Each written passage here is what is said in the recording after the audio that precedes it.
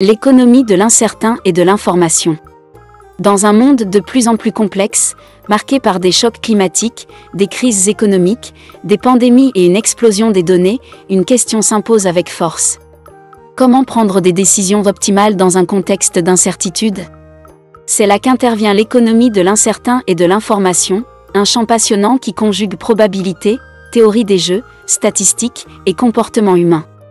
Avant d'y arriver, nous vous invitons à mettre une pause à cette vidéo, à cliquer sur le pouce bleu, vous abonner et activer la cloche de notification pour ne rien rater de nos prochaines vidéos.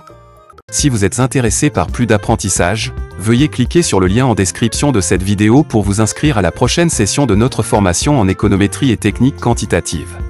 L'incertitude, un défi central en économie. L'incertitude désigne une situation où un décideur connaît les différentes options possibles, mais ignore leurs conséquences exactes.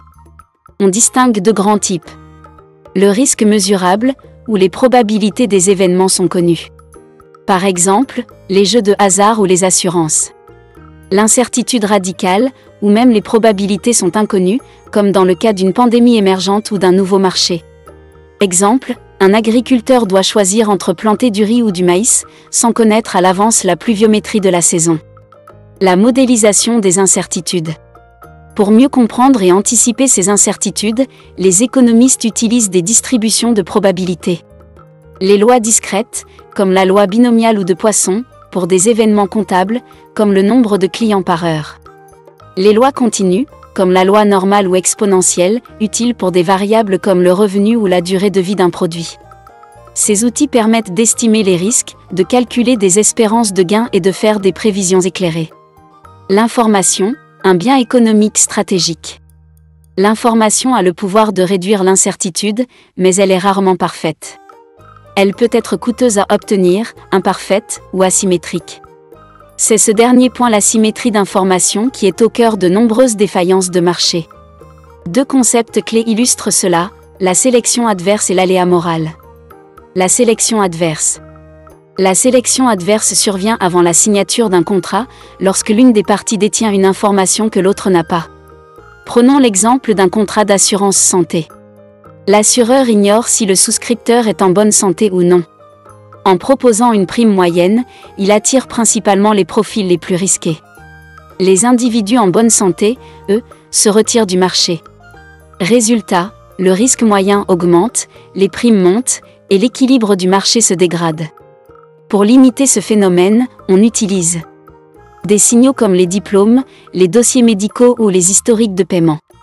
Des mécanismes de révélation comme des questionnaires de santé ou des tarifs différenciés. L'aléa moral. L'aléa moral intervient après la signature du contrat. Il se produit lorsqu'un agent, protégé des conséquences de ses actes, modifie son comportement de façon opportuniste. Exemple. Un conducteur assuré devient moins prudent. Une entreprise ayant reçu une subvention relâche ses efforts d'efficacité. Un manager prend des risques excessifs, sachant que les pertes seront supportées par les actionnaires. Pour y remédier, les économistes recommandent des clauses incitatives, primes, bonus, franchises. Des mécanismes de contrôle, audit, évaluation de performance. Des pénalités ou des systèmes de bonus-malus. Sélection adverse et aléa moral, opposition complémentaire. Il est important de distinguer ces deux phénomènes. La sélection adverse concerne l'information cachée avant le contrat. L'aléa moral concerne le comportement non observable après le contrat. L'économie comportementale, quand l'humain défie la logique.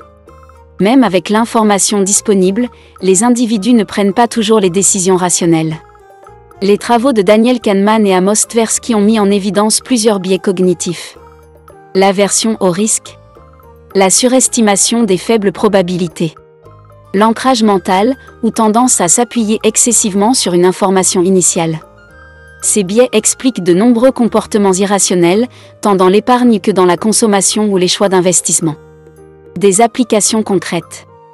L'économie de l'incertain et de l'information trouve des applications dans de nombreux domaines. En agriculture, choisir la culture adaptée en contexte climatique incertain. En finance, répartir les actifs dans un portefeuille face à la volatilité. En santé, décider d'un traitement selon les probabilités de réussite. En intelligence artificielle, utilisez l'apprentissage bayésien pour prédire les comportements futurs.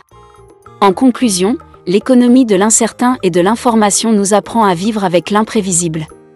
Elle montre que les décisions économiques ne se prennent presque jamais dans un cadre de certitude absolue.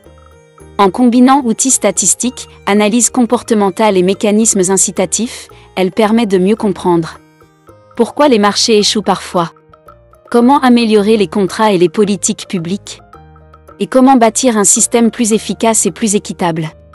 Comprendre l'incertain, ce n'est pas l'éliminer. C'est apprendre à s'y adapter, à mieux utiliser l'information, et à concevoir des institutions robustes face à l'inconnu.